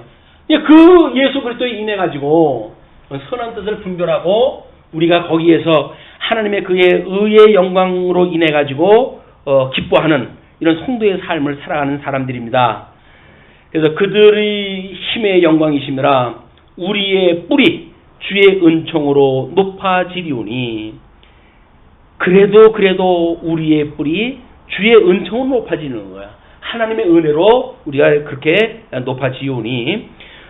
우리의 방패는 여호와께 속하였고 우리의 왕은 이스라엘의 거룩한 이에게 속하였기 때문입니다.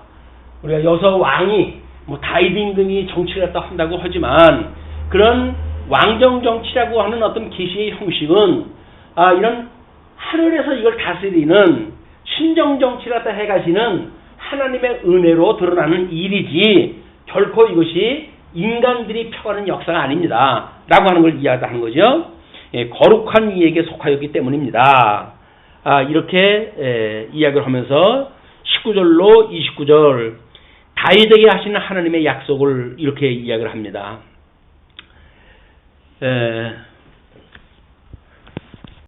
일단 19절서부터의 그 이야기는 지금 29절까지 다윗에게 하시는 하나님의 약속이라고 소개가 되어져 있는데 사무엘하 7장에 다윗에게 하셨던 그 언약이 쭉 소개가 되어집니다.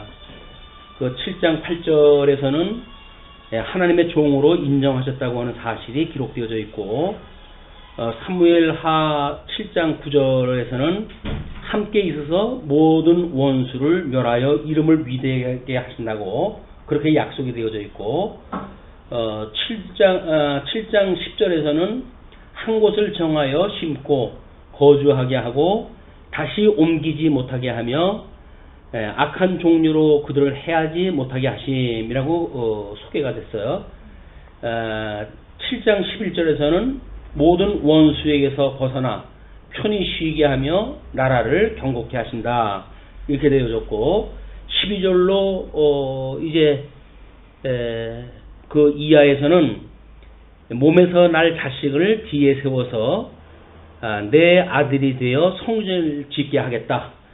이렇게 약속을 갖다 한 것이 대체적으로 다윗에게 한 언약으로 우리가 이제 소개를 하고 있습니다.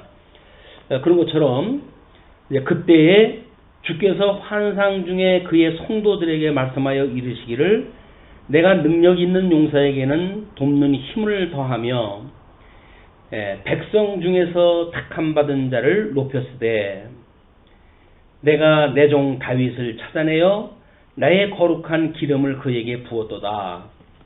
사실은 기름 붓기 전에 다윗이 형들이 전쟁할 때에 그 전장에 나가가지고 골리앗을 이겼던 사건, 이것이 아마 19절의 그런 그 이야기처럼 보입니다. 물론 그 이전에도 목동으로 일할 적에도 그 용사에게 돕는 힘을 더해서 그렇게 모든 그 무리들 위에 귀함을 받고 했던 사람인데, 이제 백성 중에서 택함 받은 자를 높였다라고 하는 걸로 보았을 적에는 이미 공인의 입장, 전장에서 승리를 했다 하고 이렇게 많은 사람들 앞에 이제 그 이름이 드러난 상태, 이걸 이야기한다면 20절에 내가 내 종 다윗을 찾아내어 나의 거룩한 기름을 그에게 부었도다.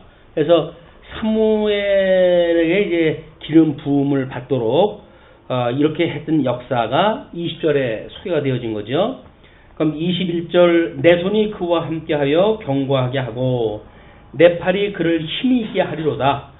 기름 부음 받은 자와 함께해서 이제 그로 하여금 힘이 있게 하겠다라고 하는 그런 그 이야기는 우리 사무엘하 7장 9절에 이야기했던 것처럼 함께 있어 모든 원수를 멸하여 이름을 위대하게 하신다라고 하는 그런 그 약속의 내용이란 말이에요. 그러니까 함께 한다라고 하는 그런 함께, 우리 예수님이 지금 함께 하신다라고 하는 그 이야기는 임마누엘 되시는 주님이 지금 우리를 대속하신다고 하는 그런 그 의미고, 대속하신다고 하는 그런 그 의미 가운데 우리와 함께 하시기 때문에 우리에게 드러나는 모든 일들이 그 하나님의 팔이 그를 힘이 있게 하겠다, 그렇게 이야기를 해요.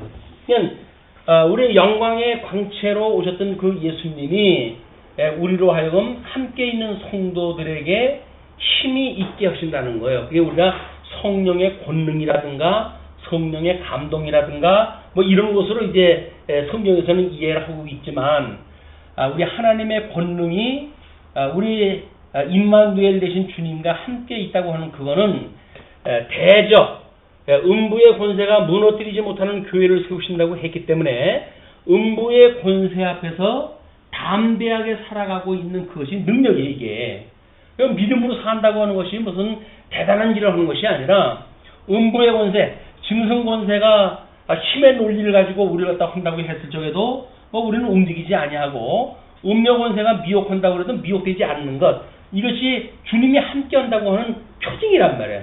우리는 그분이 함께 하시게 되면 병이 낫고 돈을 잘 보고 하는데 관심이 있는데, 주님이 천하가 다 주님 건데 겨우 돈 몇 푼 주는 걸 가지고 한다면 그거 바꾸시겠어요? 우리는 그 사용할 거야. 우리 영원하신 주님이 함께하는 것이 우리들의 기쁨이지, 주님의 권능으로 해서 돈 벌고 세상에서 출세하고 살아가는 것이 그게 만약에 우리들의 열매라고 한다면 그거는 우리 사용하는 것이 지혜자인 것 같아요. 우리 주님하고 함께 있는 것, 그것이 바로 우리들의 기쁨이다. 시편 기자들의 이야기는 늘 그런 데에 포커스가 맞춰지고 있는 거죠. 그래서 뿐만 아니라 원수가 그에게서 강탈하지 못하며 악한 자가 그를 공고하게 못하리로다. 또는 시험에 빠지지 않게 하시고, 우리 주기도 할 때도 끊임없이 이걸 이야기를 하잖아요. 우리가 육신을 입고 살아가는 인생들에게 24시간 시험의 시간들이죠. 연속이고. 그랬을 때 과연 우리가 하나님의 선한 뜻을 분별하고 우리들의 어떤 그 욕심을 따라가지고 시험에 빠지는 일, 이런 일들이 없게 해주십시오. 우리 주어지는 환경 속에서 하나님의 선한 뜻이 무엇인가를 분별하고 영적 예배를 드릴 수 있도록 해주세요. 라고 하는 건 시험에 빠지지 않는 일이란 말이야. 근데 우리는 시험에 빠지지 않는 일이 어떤 돈을 잘 벌고 이런 그 일들이 시험에 빠지지 않는 일이라고 보이는데 그렇지 않습니다. 환경하고는 전혀 상관없는 거예요. 왜냐면 무엇을 먹을까 마실까 염려하지 말라고 했던 것이 하나님 뜻이기 때문에 세상에 먹을 것이 없어가지고 영생이 없어지는 건 아니잖아요. 근데 우리들이 그런 영원한 생명에 대한 개념이 없으니까 세속에 있는 사람들처럼 늘 눈에 보이는 것에 급급하게 되어진다. 예수 그리스도를 믿고 우리가 신령한 세계를 추구하고 살아간다고 한다면 적어도 눈에 보이지 아니하는 영원한 하나님 나라를 소망으로 우리가 살아가게 되어지는 것이다. 설사 이 하나님을 모르는 사람도 인간의 소욕을 뭐 몇 단계씩 나눠가지고 인간의 욕구를 갖다 이렇게 연구를 갖다 하고 그러잖아요. 생존적 본능이라고 하는 것은 숨쉬고 있는 인간들은 누구나 가지고 있는 그런 그 이야기들입니다. 그러나 이걸 뛰어넘어가지고 뭐 우리가 얼마나 더 이 상위 개념의 뭐 자아 실현이라고 하는 최종적 그걸 이제 그 사람들은 목표로 가지고 있지만 하나님의 자녀로서의 정체성을 깨닫고 어떻게 우리가 영적 예배를 드리며 살아갈 것인가 라고 하는 이 문제야말로 궁극적으로 우리들이 성도들이 가지고 있어야 될 최후의 보루인 거예요. 근데 아니 진리를 모르는 사람도 이 가장 고상한 걸 가치관으로 갖고 싶어 하는데 진리를 안다고 하면서도 맨날 이쪽에 이 개똥 같은 부르는 것들이나 이거 우리가 구한다고 한다면 이건 체면이 안 서는 일이죠. 하나님의 자녀로서 체면이 안 서는 일이에요. 하나님을 모르는 사람들도 이거는 뛰어넘고 그 상위 개념을 추구하고 살아가는 것이 인생일진데 영원한 생명을 갖고 우리가 영생을 얻었다고 하는 사람들이 겨우 어떤 하위 개념의 이런 욕구, 본능 이걸 추구하며 살아간다는 것이 얼마나 참 추한 일입니까? 부끄러운 일이다. 우리가 부끄러운 줄 모르니까 이걸 사는 거야. 그렇게 사는 거야. 우리가 스스로 정체성을 깨닫고 이건 부끄러운 일이다 라고 믿게 되어지게 되면 우리를 악에서 건져주세요 라고 우리를 끊임없이 고백하게 되어질 거야. 시험에 빠지지 않게 하시고 악에서 구원하소서 라고 하는 기도가 쉬지 않고 우리가 할 수밖에 없는 기도입니다. 그리고 이제 그 23절 내가 그의 앞에서 그 대적들을 박멸하며 그를 미워하는 자들을 치려니와 하나님 없인다는 거 아니에요? 이스라엘 백성들은 가나안 땅 들어갈 때 이미 경험을 갖다 했죠. 그들이 땅을 차지하는 것이 아니라 너희들이 땅을 정복하고 다스리라 라고 이야기했다 했는데 정복하는 것이 누가 해주는 거라고요? 하나님이 해가시는 일이니까요. 근데 이걸 모르게 되면 인간이 하는지를 알고 자고하게 되어지는데 그렇지 않다. 하나님이 하시는 일이다. 그래서 하나님께서는 내가 그의 앞에서 그의 대적들을 박멸하며 그를 미워하는 자들을 치려니와 나의 성실함과 인자함이 그와 함께 하리니 내 이름으로 말미암아 그의 뿔이 높아지리로다. 우리 예수의 이름을 높일 수 있는 우리 뿔을 높이는 그런 그 일, 증인으로서의 삶은 철저히 성령께서 인도해 가시는 길이고 성령께서 우리로 하여금 그렇게 살아가게 하신다. 이것이 예수를 믿는 성도들을 향하신 하나님의 뜻입니다. 우리들이 잘나서 하는 것이 아니라 하나님께서 해가신다는 거예요. 그래서 우리가 이거를 이렇게 하셨던 말씀을 믿는 사람들이 믿음으로 사는 거예요. 믿는 사람들이 믿음으로 산다. 시편에서 언약되어진 것이 우리는 성취되어진 걸로 보아요. 믿음의 성취로 보아집니다. 그러니까 이걸 믿음으로 사는 거예요. 또 이것이 신약성경에 그대로 예수님이 오셔서 실체적으로 우리한테 설명했다 하셨는데 그것이 그대로 이루어진다고 믿는 것을 믿고 우리는 믿음의 사랑을 하는 것이다. 성경 구절을 끌어다가 지금 적용시키고 그런 개념이 아니란 말이에요. 성경을 내가 잘하니까 나를 따라라 이런 이야기 말이 안 되는 거예요.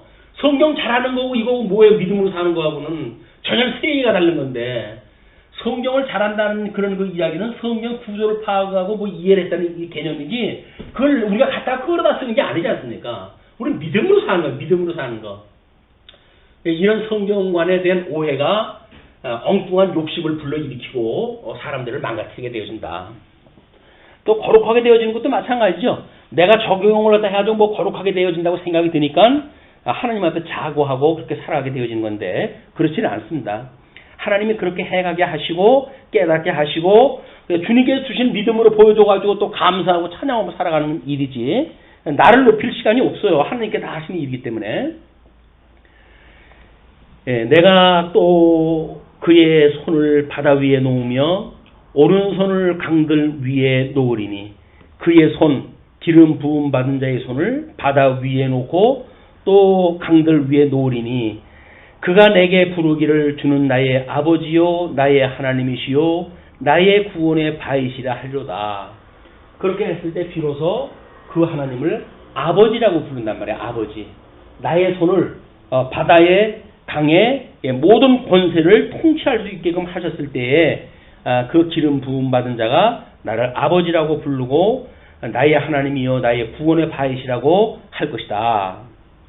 그러면서 이제 27절에 내가 또 그를 장자로 삼고 세상 왕들에게 지존자가 되게 하며, 장자로 삼다는 이야기는 맏아들 삼다는 거 아닙니까?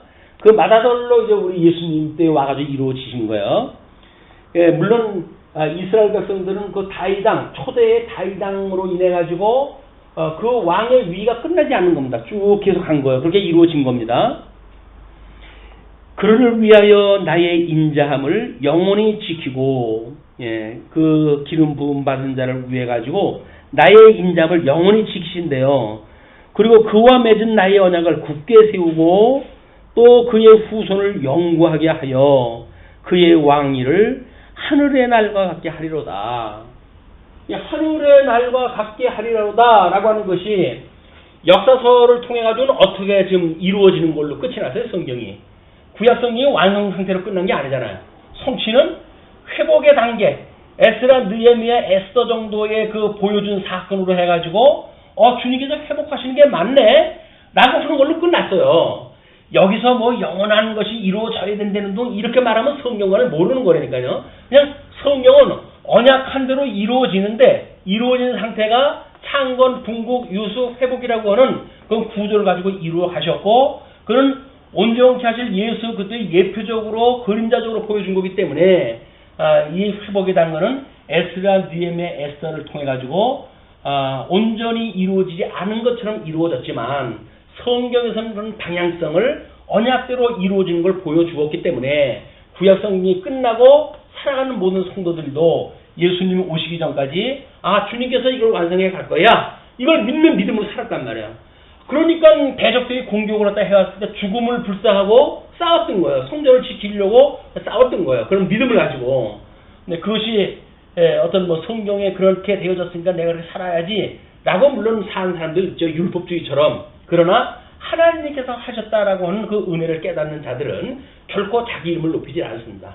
하나님이 그렇게 해가셨다고 믿는 거죠. 자, 그러면서 만일 이제 그 30절부터 34절까지는 불순종하는 자에게 임하시는 하나님의 책직을 이제 설명을 하셔요.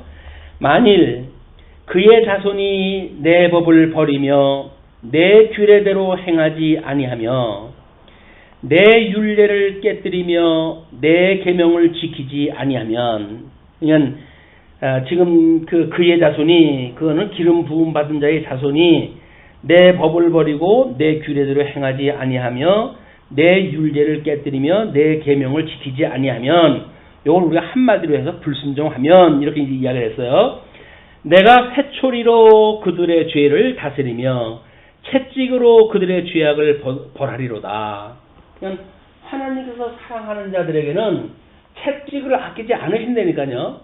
하나님의 택한 백성이 택한 백성이기 때문에 채찍을 맞지 않는 것이 복이라고 그러는데 그게 아니에요. 택하는 백성이면 마땅히 채찍을 맞아야 되는 거예요. 왜? 우리가 불순종할 때가 한두 번이 아닌데, 그런데도 불구하고 내버려둔다고 한다면 그 문제가 있는 거죠. 우리들한테 문제가 있는 거죠. 어떤 문제? 택한 백성인가? 라고는 우리가 의심을 가질 만한 거 아닌가요? 아니, 하나님의 사랑하는 백성인데 내 뜻대로 살아가는데도 불구하고 하나님께서 내버려둬. 그 이야기는 하나님이 나 내버려두는 건데 이거 큰일 날 일 아니겠어요? 그럴 때 우리가 나름대로 하나님의 어떤 징계를 깨닫게 되어졌을 때 우리는 하나님의 감사할 일이죠. 하나님 나를 사랑하는 일이 맞구나. 말씀을 들어요.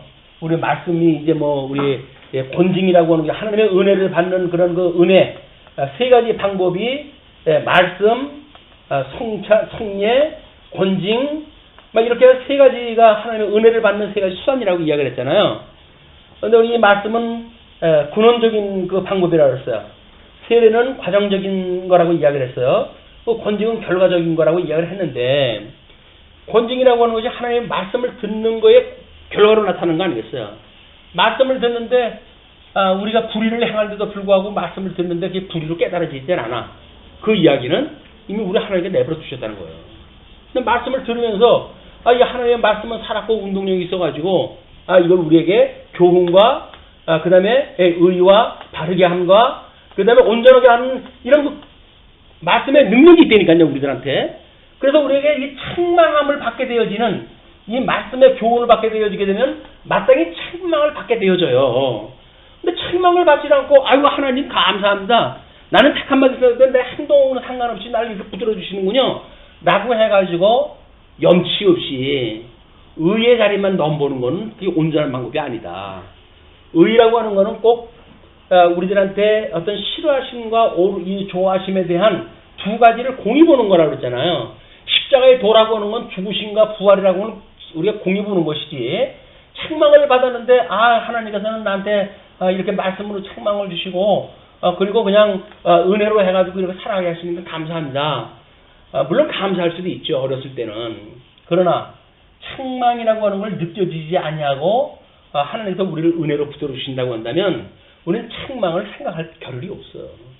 왜 성도들이 예수님을 믿는다고 그러면서 싸구려 복음에 우리가 처해져 있는가라고 하는 것은 철저하게 책망을 받지 않기 때문에 그렇습니다. 근데 성경에서 분명히 사랑하는 자에겐 채찍을 아끼지 않는다면요. 그럼 하나님의 말씀을 듣게 되면 책망으로 들어와야 되는데 이게 내가 이걸 정말 이것이 하나님의 은혜인데 내가 은혜를 잊어버렸어. 뭐 이런 우리들한테 어떤 회개의 마음이 있고 그래서 더욱 말씀에 가까이 가고 싶은 마음이 생겨지고 어떤 진전적 바르게 하고 온전하게 하는 그런 역사가 일어나게 되어진단 말이에요. 책망도 없고 그리고 의로 인도한다고 그러니까 그냥 뭐 공짜로 받은 거라고 생각이 되니까 감사한다는 걸로 이제 빈말로 끝나버린단 말이에요. 감사라고 하는 그것이 뭔가 온 몸으로 이거 드리는 게 감사 아니겠어요. 근데 빈말로 해가지고 지나가는 말로 감사합니다. 지나가 버리면 그게 진정성 있는 감사인가요? 아닌 거예요. 근데 그 진정성 없는 감사를 하나님께 알아보신다니까요. 저 인간은 빈말로만 한다고. 끊임없이 우리들한테. 끊임없이 우리가 어떻게 이 하나님의 의를 인하여서 정말 이걸 감사하는가라고 하는 것은 우리들의 인격을 가지고 인정하게끔 되어져 있다.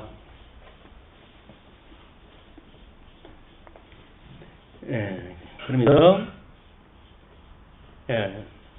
그 33절 그러나 나의 인자함을 그에게서 다 거두지는 아니하며 나의 성실함도 패하지 아니하며 내 언약을 깨뜨리지 아니하고 내 입술에서 낸 것은 변하지 아니하리로다. 그걸 아주 없지 아니하고 아주 없애지 아니하고 은혜 긍휼이라든가 또는 신실하심이라든가 이런 걸 완전히 패해버리지 아니하시고 그거를 끝내 남겨두어서 내가 나의 거룩함으로 한번 맹세하였은즉 다윗에게 거짓말을 하지 아니할 것이라. 그러니까 그렇게 이제 하나님께서 언약하셨던 그 언약을 믿는 자들은 끝내 그를 붙들어 가지고 견인에 이르게 하시고 하나님의 영광에 이르게 하시는 은혜를 우리한테 주신다. 만약 그렇게 하시는 분이라고 이야기를 했잖아요. 근데 만약 그렇지 않으셔. 그 이야기는 뭐예요? 그러지 않기로 예정되어진 자라니까요. 그렇게 하기로 예정되어진 거예요. 끝까지 견인하지 않고 중간에 너 버릴 거라고 예정하다 하신 자라니까요. 우리는 그런 걸 보고 사실은 하나님 앞에 우리가 이 경외심을 갖게 되잖아요. 그런데 이거 뭐 탁자가 어디 가겠어? 라고 마음을 우리가 먹게 된다고 한다면 언제 도중하차할지 모르는 거예요. 그런 마음을 갖는다는 이야기는 하나님 앞에 끊임없이 경외심을 갖게 되어지고 성찰하게 되어지고 그리고 우리 온면무술을 거치고 우리의 온 몸과 마음과 뜻을 다해가지고 하나님을 경외하는 일에 정진하게 되어진다. 예정이라고 하는 것이 단순하게 선택 여부에 있는 그렇게 해가지고 양극단의 이야기만 나와 있잖아요. 선택 6이라고 하는 양극단의 이야기란 말이에요. 과정에 대한 건 이야기가 없어요. 그런데 그 과정이 처음부터 안 믿었으면 수천 믿지는 않았으니까 지 하고 싶은 대로 하다가 죽었으니까 여한도 없을 거야. 근데 예수 다 믿는다고 믿었다가 중간에 이 탈퇴가 되어지게 되면 먹고 싶은 것도 못 먹고 하고 싶은 것도 못 하고 이렇게 살아왔는데 그러다가 도중하사 된다고 한다면 이것처럼 좀 억울한 일 없잖아요. 그걸 사도 바울은 우리가 세상이 이 부활이 없다고 하는 자들처럼 만약에 그분의 부활이 없다고 재림이 없다고 한다면 우리들은 세상에서 가장 불쌍한 자라 이렇게 이야기를 하지 않습니까? 불쌍한 자지요. 속고 살았는데 평생을. 그것이 아니라고 한다면 확신을 가지고는 끝까지 가게 됩니다. 35절로 이제 그 37절에 언약의 영원성이에요. 내가 나의 거룩함으로 한번 맹세하였은즉 다윗에게 거짓말을 하지 아니할 것이라. 다윗에게 했던 그 언약은 아브라함에게 했던 언약과 다릅니다. 아브라함에게는 10조에게 했던 언약은 이미 그건 양대 언약에 그것이 다 포함되어져 있는 거죠. 다윗은 기름 부음 받은 자에게 주었던 그런 탁자에게 주었던 언약이기 때문에 은혜 언약을 여기는 주어진 거고 10조에게 주어진 것은 양대 언약을 주어진 것이다. 이렇게 보시면 아마 이런 그 어떤 성경을 이해하는데 오해가 없을 거예요.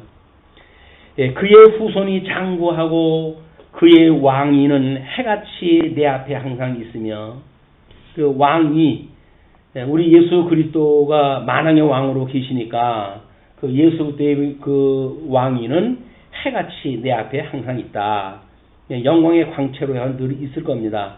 지금도 하나님 보좌 우편에 계신 그 왕위는 해같이 항상 내 앞에 있으며 또 궁창의 확실한 증인인 달같이 영원히 경고하게 되리라 하셨도다. 그래서 윗물과 아랫물을 나누시고 궁창의 해와달을 걸으셨는데 그 궁창의 확실한 증인이 달이란 말이야. 달. 해와 달이 그 궁창에 지금 매달려져 있는 거 아니겠어요? 이 윗물과 아랫물을 나눴다고 하는 그런 증인이 뭡니까? 궁창에 있는 달을 보고 해를 보면 알죠. 그거를. 그렇게 해서 37절까지 언약의 영원성을 이야기를 하고 그 다음에 38절로 45절 현재의 참상을 슬퍼합니다. 그러나 주께서 주의 기름 부음 받은 자에게 노하사 물리치셔서 버리셨으며 이건 이제 우리 그 바벨론의 포로로 끌려간 그런 그 지경에서 이제 이야기를 했다 그러니까 거기에서 버림을 받았다고 이제 고백을 하는 거죠. 주의 종의 언약을 미워하사 그의 관을 땅에 던져 욕되게 하셨으며 그의 모든 울타리를 파괴하시며 울타리라고 하면 나라지요. 나라의 그 울타리를 하나님의 경계를 다 파괴하시고 그의 요새를 무너뜨리셨으므로 그 예루살렘 성까지도 하나님께 다 무너뜨리셨으므로 길로 지나가는 자들에게 다 탈취를 당하며 그의 이웃에게 욕을 당하나이다. 나라가 이제 포로로 끌려갔을 때 그 뭐 나라를 지나가면서 여행하는 자들이 아유 이 나라는 뭐 영원하겠다 그러더니 완전히 잡초가 이렇게 무성하고 그렇네라고 이야기할 거 아니겠어요? 그런 언약처럼 예수님이 이 땅에 오셔가지고 십자가에 못 박아 돌아가실 때 뭐 그 옆에 있는 자들이 그 예수님을 저주하죠. 때로는 뭐 오병이어로 해가지고 먹고 배부른 까닭에 따라다니고 했던 자들도 또는 예루살렘 입성을 했다 할 때 호산나 찬송을 부르던 자들도 그 예수님을 정죄하고 하나님의 아들이면 십자가에서 내려오라고 하고 치뱉고 이런 그 지형이 되어진단 말이에요. 이런 부끄러움을 당할 것에 대한 것을 예표적으로 보여줬던 사건이다. 그래서 이제 시편 그 133편에 그 하나님의 기름을 머리에 부었을 때 수염을 통해 가지고 옥기새까지 흐르는 그런 그 이야기를 한 거나 또 이슬이 이 할몬산으로부터 시온산에까지 전국을 이렇게 하나님의 은혜의 그런 그 이슬로 해 가지고 농사를 질 수 있도록 섭리하시는 하나님의 섭리나 이걸 같은 예로 들어요. 그냥 이스라엘 12지파는 결국 이스라엘 12지파가 차지했던 그 땅과 동일시되어지는 겁니다.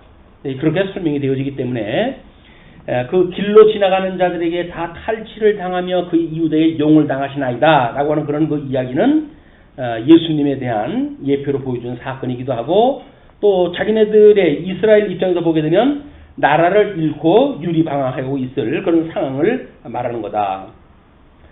42절 주께서 주의 대적들의 오른손을 높이시고 아까는 하나님의 기름 부음 받은 자의 오른손을 높였는데 이제 그 오른손에 채찍을 때리실 때에는 대적들의 오른손을 높이시고 그들의 모든 원수들은 기쁘게 하셨으나 그의 칼날은 둔하게 하사 오히려 이스라엘 백성들의 칼날은 둔하게 하시고 그가 전장에서 더 이상 버티지 못하게 하셨으며 그의 영광을 그치게 하시고 그의 왕위를 땅에 덮으셨으며 자, 이 땅에 덮었다라고 한다면 우리는 끝이 난 것처럼 보여지잖아요.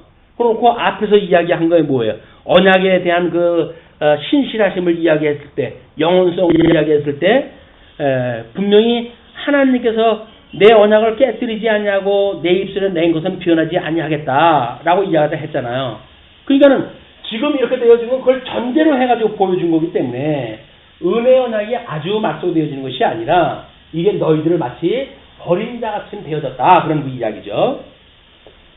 그래서 그의 왕 위를 땅에 엎으셨으며 포로로 끌려가고 왕은 눈이 뽑혀가지고 포로로 끌려가게 되어졌고 그의 젊은 날들을 짧게 하시고 그를 수치로 덮으셨나이다. 영원하게 그 위를 가져신다고 그러더니 조기 생명을 잃게 하시는 그런 그 섭리를 하셨습니다. 지금 다윗의 시로 본다면 창건, 붕국, 유수 시기에 있었던 그런 상황을 직접적으로 표현되어지는 걸로 보여집니다. 다음에 46절로 52절 보게 되면 그러니 환난에서 구원을 해 주십시오 라고는 호소를 다 하게 되어지는 거야. 이거 이제 회복기의 찬송이겠죠. 이제 아까는 창건기에 다윗에게 세웠던 언약이라고 하고 또 궁극대에 그럴 때도 하나님께서 그 언약을 여전히 굳게 하시겠다고 하는 그런 그 이야기를 했다면 지금 45절까지는 유수에 있었던 상황을 고백을 하고 그 다음에 46절로부터는 회복에 대한 그런 기도로 이제 나누어가지고 이해를 하시면 좋을 것 같아요. 46절 여호와여 언제까지니까 스스로 영원히 숨기시리이까 주의 노가 언제까지 불붙듯 하시겠나이까. 우리를 이렇게 죄인의 몸으로 버려두는 것을 언제까지 하시겠습니까? 그 이야기죠. 비슷한 기도가 요한계시록에도 나오죠. 어느 때까지 기도가 이제 재단 밑에 그 기도가 하나님 앞에 연락되기를 갖다 구하는 그런 성도들의 기도를 할 때 어느 때까지 우리들을 그냥 두실 겁니까? 라고 이야기하니까 너희의 동무들의 수가 찰 때까지 내가 그냥 기다리니까 때를 기다려라. 이렇게 이야기도 하잖아요. 그냥 하나님의 때가 있는 거란 말이에요. 그때까지는 그렇게 하시겠다는 거예요. 왜? 하나님의 여기서 걸러내야 되니까. 하나님께서 온전히 그 영화로운 데까지 가는 자가 있고 견인의 은혜를 입는 자가 있고 나머지는 도중할차가 될 자들이 있기 때문에 도중할차가 있을 자들은 다 도중할차를 시키기 위해서 하나님의 경고하는 날 그렇게 붙드시겠다는 거예요. 그래서 우리가 환난 날에 주님께서 심판이 왔네 라고 하는 그 이야기는 뭐예요? 택자와 불택자가 갈라지는 역사라니까. 심판의 역사예요. 말씀을 듣고 책망을 듣고 의로 우리가 회복되어지면 우리가 택자의 역사지만 말씀을 듣고 전무 교회는 맨날 가면 망한다는 이야기하고 뭐 이런 이야기하면 못 살겠다 해가지고 교회를 떠나게 되면 할 수 없어. 이 말씀 들을 수가 없는 거예요. 그냥 이 말씀을 들을 때 귀에 듣기 좋은 소리 듣는 것은 하나님의 말씀 듣는 게 아닙니다. 끊임없이 들을 때 그 말씀이 우리들의 뱃속에 들어가면 얼마나 쓴 겁니까 이게. 그러나 복음으로서 예수님이 구해줬다고 하는 그 복음을 입에서는 달기가 짝이 없죠.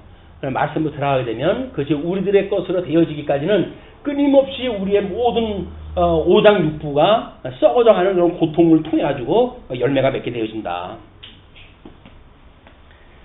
나의 때가 얼마나 짧은지 기억하소서. 이거 인간이니까 나의 때가 얼마나 짧은지 기억하소서. 주께서 모든 사람을 어찌 그리 허무하게 창조하셨는지요. 그렇게 창조해가지고 그냥 이렇게 가다가 이렇게 살다가 이렇게 간다고 한다면 이렇게 허물 때가 어디 있습니까? 그런 그 이야기죠. 누가 살아서 죽음을 보지 아니하고 자기의 영혼을 수월의 권세에서 건지리까.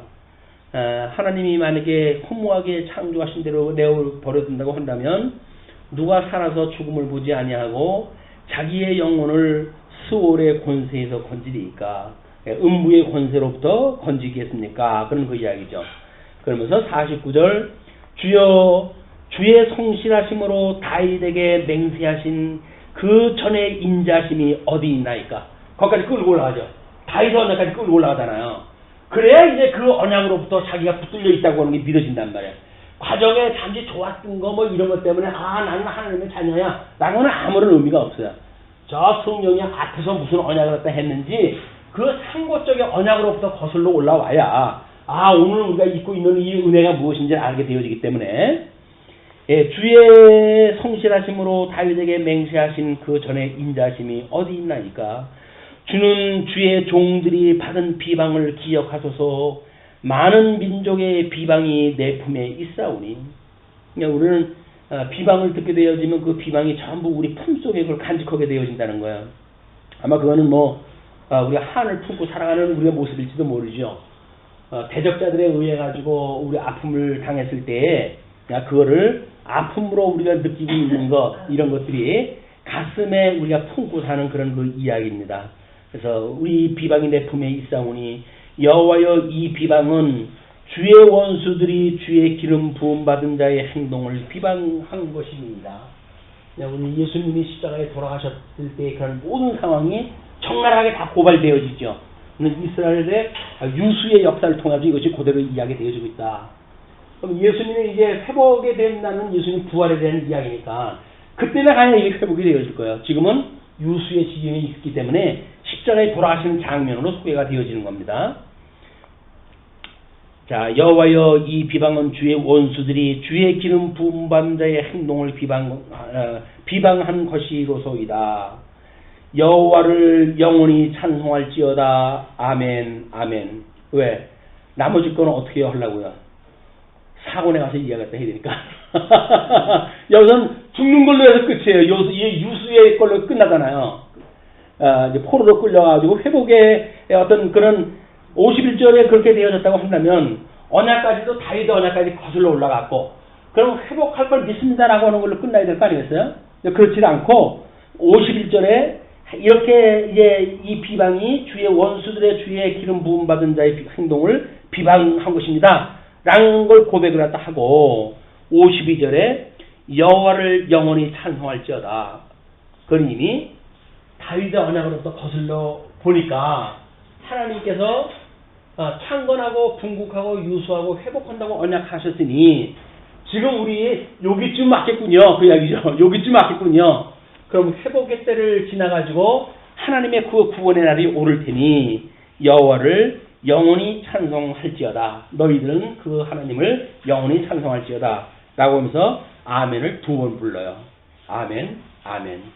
성경대로 언약대로 그렇게 될지어다. 언약대로 그렇게 될지어다. 간절한 마음으로 좀 이 찬송을 부르는 그런 시인의 감정을 우리가 이제 공감을 갖다 할 수가 있다고 보여집니다. 끊임없이 포로로 끌려가져 있는 그 상태, 우리가 말씀을 상고한다고 한다면 예수님이 십자가에서 우리 이제 27장 마태복음 27장 예수님 십자가 돌아가시는 사건이 소개가 되어지는데 바로 그 장면에 이게 다 예수님이 돌아가시는 그 장면이 참 우리들의 죄를 인하여 십자가에 못 박아 죽으신다고 하는 그런 공감성, 그래서 예수님의 그 죽으심에 그렇게 참여되어지는 처절한 우리들의 어떤 진정성, 예수님과 함께 죽는다고 하는 자기 부인의 진정성, 그리고 그 부활에 참여하게 되어진다고 하는 은혜에 대한 끝없는 소망, 이런 것들 한데 어우러지는 말씀의 생동력 있는 그런 우리들의 그 시간이 되어지기를 바랍니다.